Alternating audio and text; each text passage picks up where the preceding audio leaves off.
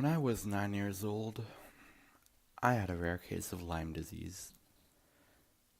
Due to my family's annual vacation in Sweden, I had a lot of exposure to certain insects and therefore some transmitted diseases. We later deduced that my case had probably developed through a tick bite I had gotten during one of our trips there. It's funny though, because when I started showing the first symptoms, like the fact that my smile was crooked, as I couldn't lift the left side of my mouth the way I did with the right, my mom was on a business trip.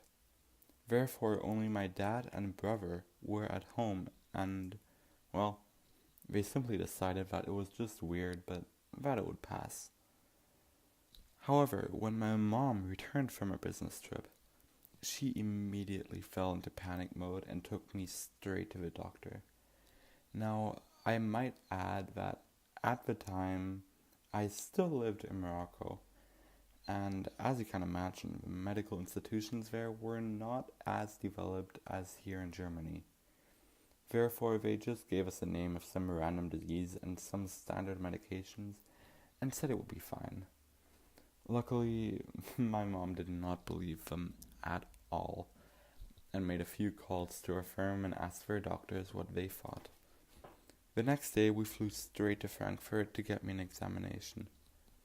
Here, the doctors almost immediately recognized that I had Lyme disease and got me to treatment for 2 weeks. There, I got daily infusions of high amounts of antibiotics and other mixtures. I also had smaller but yet very, very, very painful operations done on me, which, as you might imagine, is a harrowing experience for a 9-year-old who does not even really know what is all going on around him and why it's even happening. Now, I did not realize this up until a later date, but my particular case of the disease would have disabled the entire left side of my brain and body if it would not have been treated in time. This means pretty much that if my family would not have been suspicious of the doctors and immediately taking the necessary actions, that just a few weeks later, the disease would have either developed enough for it to leave a strong mark once treated, or even permanently incapacitated me.